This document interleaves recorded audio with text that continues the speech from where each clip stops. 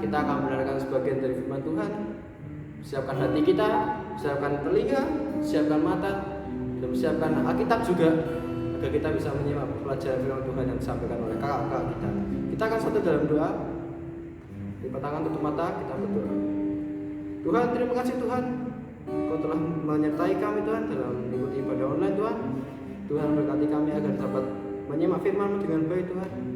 Kiranya Roh Kudus menyertai kami dari awal, pertengahan, dan akhir ibadah online kami Tuhan. Terima kasih ya Tuhan. Di dalam nama Tuhan Yesus Kristus kami telah berdoa. Haleluya. Amin. Shalom, selamat pagi adik-adik yang diberkati oleh Tuhan. Kembali lagi ketemu dengan Kak Nanda hari ini yang mau menyampaikan firman Tuhan, yang kita bersama-sama mau belajar mengenai kebenaran firman Tuhan. Nah, tapi sebelum kita mendengarkan firman Tuhan, mari kita siapkan hati kita. Kita mau siapkan telinga kita mau siapkan pikiran kita, hati kita, semuanya kita mau siapkan sehingga kita bisa menerima firman Tuhan dengan baik. Nah, kita mau satu dalam doa, kita berdoa terlebih dahulu. Mari kita satu dalam doa. Tuhan Yesus yang baik, kami bersyukur Tuhan untuk pagi hari ini, di mana Tuhan telah memberkati setiap kami. Kau telah menjaga dan pelihara kehidupan kami, Bapa. Tuhan yang baik, tiba saatnya Tuhan, kami hendak mau dengar firman Tuhan. Kami mau belajar mengenai kebenaran firman-Mu, Bapa. Maka daripada itu Tuhan, berkati setiap kami, berkati telinga kami, pikiran kami, hati kami, sehingga hari ini kami layak untuk mendengarkan firman Tuhan. Dan biarlah ketika kami boleh mendengarkan firman, kami juga boleh menjadi pelaku-pelaku firman-Mu. Berfirmanlah kepada kami Tuhan, karena kami siap untuk mendengarkannya. Di dalam nama Tuhan kami Yesus Kristus, kami sudah berdoa dan mengucap syukur. Haleluya. Amin. Nah, teman-teman yang diberkati oleh Tuhan, hari ini Mbak Nanda mau kembali lagi menyampaikan firman Tuhan, yaitu mengenai seorang tokoh yang disertai Tuhan di dalam kehidupannya. Ya, siapa dia? Dia adalah Yusuf. Ya, mari teman-teman kita buka Alkitab kita, ya. Alkitab kita yang belum ambil Alkitabnya, silahkan diambil Alkitabnya. Setelah itu kembali lagi ke tempat duduknya, duduk dengan diam, duduk dengan baik, dengarkan firman Tuhan. Kita mau simak baik-baik firman Tuhan yang ada di Alkitab kita. Ya, sudah semuanya? Ya, kita buka di dalam kitab Kejadian. kitab Kejadian 40 ayat yang pertama sampai ayatnya yang ke-23. Anda ulangi, di dalam kitab Kejadian 40 ayat yang pertama sampai ayatnya yang ke-23. Adik-adik bisa baca di rumah, adik-adik bisa baca sendiri, tapi hari ini Mbak Nanda akan spesial membacakannya untuk kalian. Kalian boleh simak Alkitab kalian masing-masing sambil kita belajar firman Tuhan. Kejadian 40 ayat pertama sampai yang ke-23. Mimpi juru minuman dan juru roti. Sesudah semuanya itu terjadi, bahwa juru minuman Raja Mesir dan juru rotinya membuat kesalahan terhadap tuannya Raja Mesir itu, maka murkalah Firaun kepada kedua pegawai istananya, kepala juru minuman dan kepala juru roti itu. Ia menahan mereka dalam rumah kepala pengawal raja, dalam penjara tempat Yusuf dikurung. Kepala pengawal raja menempatkan Yusuf bersama-sama dengan mereka untuk melayani mereka. Demikianlah mereka ditahan beberapa waktu lamanya. Pada suatu kali bermimpilah mereka keduanya, baik juru minuman maupun juru roti Raja Mesir, yang ditahan dalam penjara itu. Maka masing-masing ada mimpinya pada satu malam juga, dan mimpi masing-masing itu ada artinya sendiri. Ketika pada waktu pagi Yusuf datang kepada mereka, segera dilihatnya bahwa mereka bersusah hati. Lalu ia bertanya kepada pegawai-pegawai istana Firaun yang ditahan bersama-sama dengan dia di dalam rumah tuannya itu, Mengapa hari ini mukamu sesuram itu? Jawab mereka kepadanya, kami bermimpi, tetapi tidak ada orang yang dapat mengartikannya. Lalu kata Yusuf kepada mereka, bukankah Allah yang menerangkan arti mimpi? Ceritakanlah kiranya mimpimu itu kepadaku. Kemudian juru minuman itu menceritakan mimpinya kepada Yusuf. Katanya, dalam mimpiku itu tampak ada pohon anggur di depanku. Pohon anggur itu ada 3 carangnya, dan baru saja pohon itu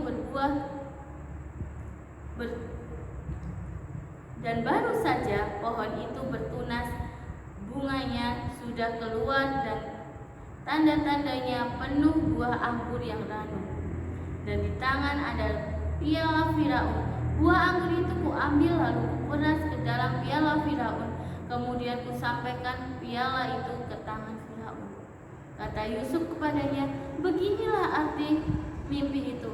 Ketiga carang itu artinya 3 hari. Dalam 3 hari Firaun akan meninggikan engkau, mengembalikan engkau ke dalam pangkatmu yang dahulu, dan engkau akan menyampaikan piala ke tangan Firaun seperti dahulu kala ketika engkau jadi juru minumannya. Tetapi ingatlah padaku apabila keadaanmu telah membaik nanti. Tunjukkanlah terima kasihmu kepadaku dengan menceritakan hal hilwalku kepada Firaun, dan tolonglah keluarkan aku dari rumah ini.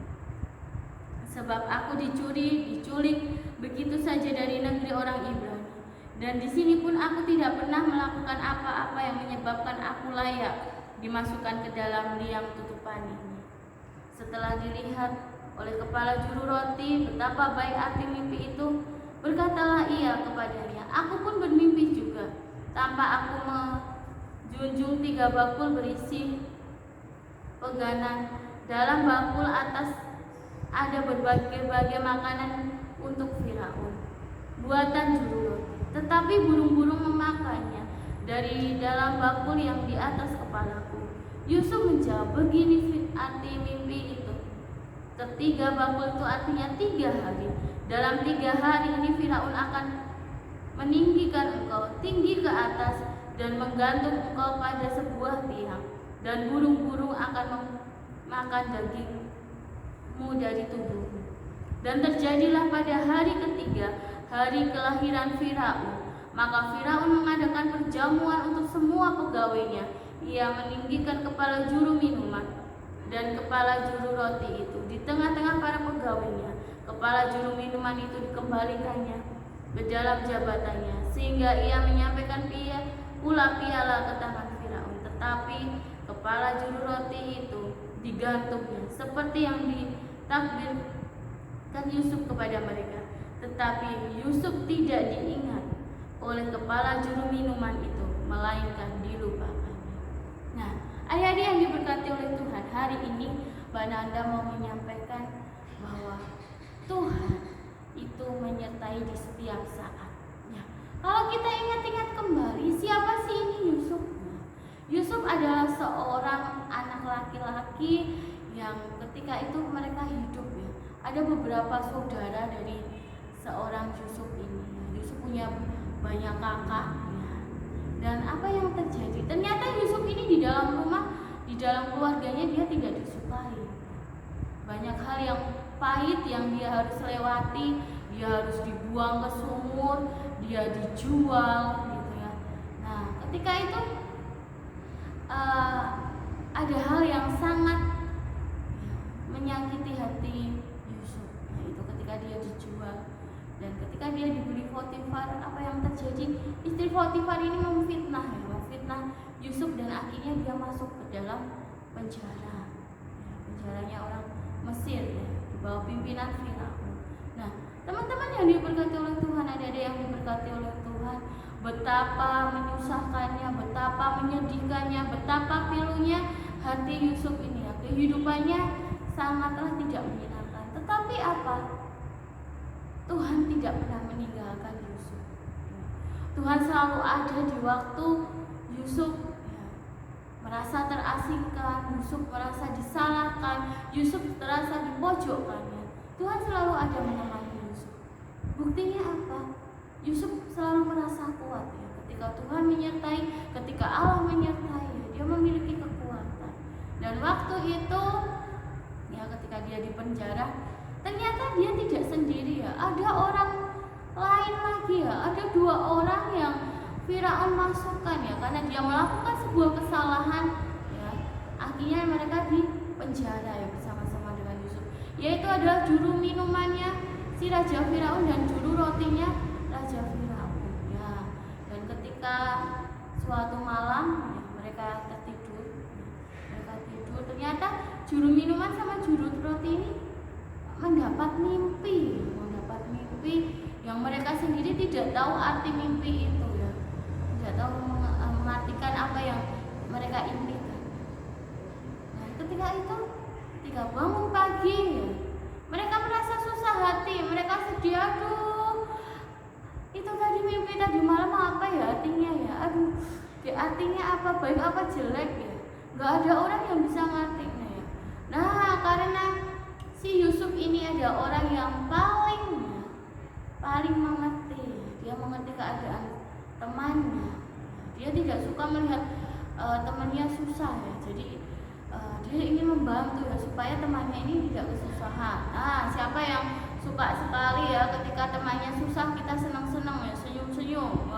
Pastinya ya ada ya, ketika teman kita sedih, ketika teman kita susah hati, pastinya kita berusaha menghibur, kita berusaha membantu supaya teman kita kembali bersuka cita. Nah, seperti si Yusuf ini ya, dia bertanya, "Hei juru minuman, apa yang kamu alami? Apa yang sedang kamu pikirkan?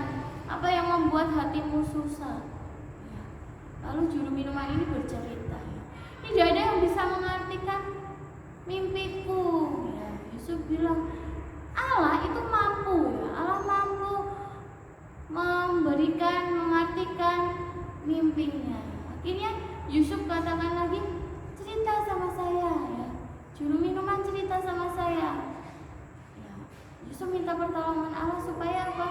Supaya dia bisa mengartikan mimpi dari juru minuman ini. Yusuf katakan, oh ternyata begini loh mimpimu itu, artinya nanti 3 hari lagi kamu itu akan ditinggikan lagi, pekerjaanmu akan dikembalikan lagi ya, kamu akan mendapatkan jabatanmu kembali ya, kamu akan menjadi asistennya Firaun lagi ya, menjadi juru minumannya Firaun lagi. Tetapi nanti kalau kamu sudah baik, kamu ingat aku ya, kamu harus cerita sama Firaun supaya saya juga bisa keluar dari penjara ini. Ya, si juru minuman ini bilang, oke ya, nanti saya akan bantu kamu ya supaya kamu nanti bisa keluar. Nah seperti itu. Nah akhirnya juru roti ini juga berpikir, wah tadi aja juru minuman bisa cerita, mimpinya jadi bagus ya, arti mimpinya bagus, saya juga mau cerita.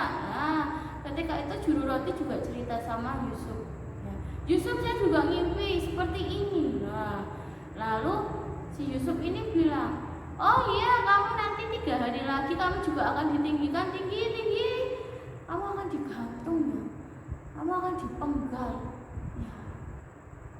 Dan apa yang dikatakan Yusuf itu terjadi. Nah teman-teman yang diberkati oleh Tuhan, tapi satu kejadian yang tidak mengenakan, bahwa ketika si juru minuman ini mendapatkan kebaikan, mendapatkan hal yang baik, dia tidak ingat sama teman yang membantunya. Dia lupa dengan Yusuf yang mengartikan mimpinya, Yusuf yang memiliki pesan supaya dia juga dapat dibebaskan. Nah, teman-teman yang diberkati oleh Tuhan, apakah Allah tidak menyertai Yusuf? Apakah Allah tidak mengasihi Yusuf? Allah mengasihi Yusuf. Allah menyertai Yusuf ya. Kalau kita baca nanti di firman Tuhan selanjutnya, di ayat selanjutnya, di situ kita akan melihat bahwa Tuhan Yesus begitu mengasihi Yusuf dan dia diangkat menjadi orang yang paling penting di Mesir. Ya, seperti itulah penyertaan Tuhan ya. Tidak selalu mengikut Tuhan Yesus itu enak, hidupnya bahagia, hidupnya senang terus, enggak ya. Banyak hal-hal yang harus kita lewati. Yusuf melewati kesusahan, Yusuf melewati, dia harus dibenci, dia harus difitnah, dia harus dipenjara. Padahal dia tidak melakukan kesalahan. Tetapi ingat bahwa Tuhan Yesus menyertai setiap perjalanan Yusuf. Dan sampai pada akhirnya Allah memberikan hal yang luar biasa di dalam kehidupannya. Nah, kalau mana datangnya Tuhan Yesus menyertai kehidupan kita enggak? Ya, Tuhan Yesus menyertai kehidupan kita. Buktinya apa? Tiap pagi kita bisa bangun pagi, tiap hari kita bisa bernafas, tiap hari kita bisa makan, tiap hari kita bisa belajar. Nah, itu bentuk penyertaan Tuhan ya. Betapa baiknya Tuhan, betapa luar biasanya Tuhan di dalam hidup kita. Kalau Tuhan menyertai kita, harusnya nggak ada kesusahan loh Mbak. Harusnya aku nggak usah sakit ya. Ketika kesusahan itu datang, ketika sakit itu datang, apa yang Tuhan inginkan? Agar Tuhan itu, kalian dengan Tuhan itu lebih dekat lagi. Kalau kita sakit ya, kita harus lebih dekat sama Tuhan. Kalau kita sehat, kita juga harus lebih dekat sama Tuhan. Karena apa? Tuhan itu setia di dalam setiap kehidupan kita. Dia menyertai setiap saat di dalam kehidupan kita. Mau senang, mau susah, mau kita sehat, mau kita sakit, ya. Tuhan Yesus itu setia sama kita. Dia menyertai kita sepanjang kehidupan kita. Sepanjang musim dalam kehidupan kita, Tuhan itu setia. Dia tetap mengasihi kita. Nah, hari ini kita belajar, kita harus bersyukur atas penyertaan Tuhan. Tuhan Yesus tidak menyertai kita hari ini, tidak cuma besok, tapi selama-lamanya Tuhan Yesus akan menyertai kita. Ya, asal kita mau setia, kita mau taat, Tuhan juga setia dan taat sama kita. Ya. Hari ini kita diingatkan ya melalui Yusuf bahwa kehidupan bersama Tuhan itu bukan selalu hal yang menyenangkan, tetapi kita juga merasakan sakit, kecewa ya. Tetapi ingat bahwa Tuhan itu menyertai setiap kehidupan kita. Nah, hari ini Mbak Nana juga mengucapkan kepada kalian semua anak-anak Gereja Bela Keselamatan Korup 2 Surakarta, Mbak Nana mengucapkan selamat Hari Anak ya. Kiranya kalian semua senantiasa diberkati oleh Tuhan. Kalian selalu sehat, kuat, ya, rajin belajar, setia sama Tuhan Yesus, jadi anak yang baik ya. Kita semua percaya bahwa anak-anak Gereja Bela Keselamatan Korup 2 diberkati oleh Tuhan. Kita mau tutup ibadah ini di dalam doa. Kita kembali lipat tangan, tutup mata, kita satu dalam doa. Tuhan Yesus yang baik, kami bersyukur Tuhan, hari ini kami boleh diingatkan Tuhan melalui firman-Mu. Kiranya Engkau ajarkan setiap kami Bapa, untuk kami selalu mengandalkan Tuhan dalam kehidupan kami, mempercayai bahwa Tuhan menyertai kehidupan kami, baik hari ini, baik besok, baik selama-lamanya. Tuhan akan bersama-sama dengan kami. Berkati setiap kami Bapa, jaga dan lindungi kami. Kiranya kami boleh senantiasa diberkati Tuhan. Dan kiranya Tuhan, kami boleh menjadi anak-anak yang setia, dan kami boleh menjadi pelaku-pelaku firman. Terima kasih Tuhan, terima kasih. Di dalam nama-Mu kami sudah berdoa dan mengucap syukur. Haleluya. Amin. Ya, kita telah mendengarkan firman Tuhan. Kita akan pujikan sebuah pujian sebelum kita akan mengakhiri ibadah kita. Kita akan memujikan pujian Waktu Tuhan Pasti Yang Terbaik.